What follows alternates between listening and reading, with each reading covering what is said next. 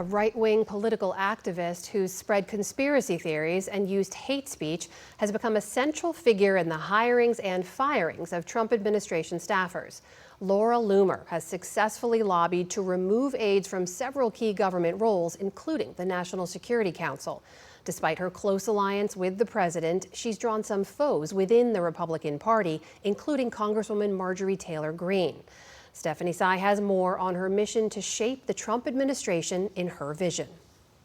The state of Minnesota is a Somali hole. I don't have any sympathy for self-hating liberal Jews. We need to be focused on America first, not black people first. She regularly utters disgusting garbage. That's how Republican Senator Thom Tillis once described the self-styled journalist Laura Loomer. All of the meritless DEI Shaniquas talk the same way. It's very obnoxious. But despite her detractors, the online influencer seems to wield real influence, and she knows it. They got multiple people fired this week. Observers say it's not a coincidence that more than a dozen high-ranking officials in the Trump administration have either lost their jobs or had their nominations revoked after Loomer questioned their loyalty to the president. If you think he's all these terrible things that all of his detractors call him, why do you want to work for him? Aren't I doing you a favor? She doesn't like things going on that she thinks are bad for the country.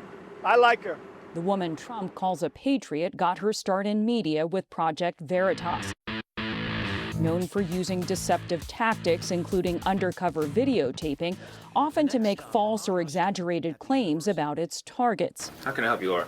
I just have some questions about... To get to where she is today it's truly mind-boggling. David Gilbert has covered Loomer's rise for Wired. I don't think anyone would ever have guessed 10 years ago, starting out with kind of gotcha clips for Project Veritas, that she would end up being where she is today. This is unacceptable. You cannot get off. In 2017, she stormed the stage of a controversial Shakespeare performance in New York. Security, please. In the production, Julius Caesar, who's assassinated, bore President Trump's likeness. That got her arrested, but it also, more importantly, got her on the radar of figures like Donald Trump and the wider MAGA movement. Her ambush interviews put Trump's political opponents on the spot. What happened to your 33,000 emails? You're going to get prosecuted, Comey. Rashida, are you willing to admit as a congresswoman that Hamas is a terrorist organization? In 2018, after unleashing a tirade of Islamophobic tweets about then Congresswoman-elect Ilhan Omar, she was banned from the platform for hateful conduct. Loomer handcuffed herself to Twitter's headquarters in protest. She was also banned from Lyft, Uber, Instagram, and several online banking platforms. My life is ruined!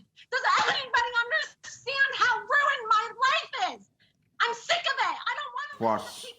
What she really wanted to do was get the attention of Trump and his base by basically going one step further than anyone else in terms of making extreme claims, making up conspiracies, and posting openly racist and Islamophobic content online simply in order to get clicks, likes, and follows on social media.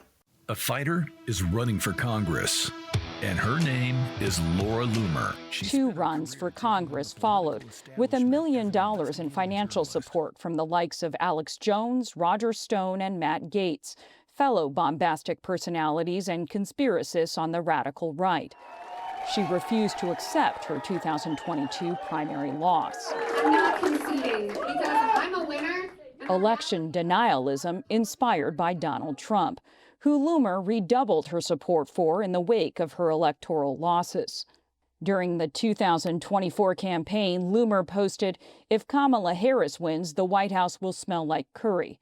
But now, on Elon Musk's rebranded X platform, the post was left live, although again tagged for potential hateful content.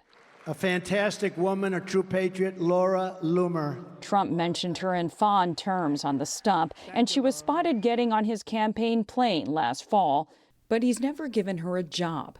Still, she fights for him. I'm starting to have some serious doubts about who is in control in the Oval Office because I have just seen so many instances of Donald Trump giving orders and then his orders not being respected by his own staff. And Donald After an Oval Office meeting with Loomer in April, the president fired 6 National Security Council officials.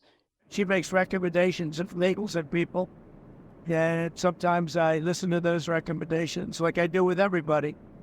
I listen to everybody and then I make a decision. Even when the president doesn't give it, Loomer has taken credit for the firings or resignations of more than a dozen people, including his nominee for Surgeon General, the top lawyer at the National Security Agency, and the vaccine chief at the FDA, who was rehired last weekend. I'm not working for President Trump. I'm not getting paid by President Trump. I'm not in the Trump White House. I wasn't even on the Trump campaign.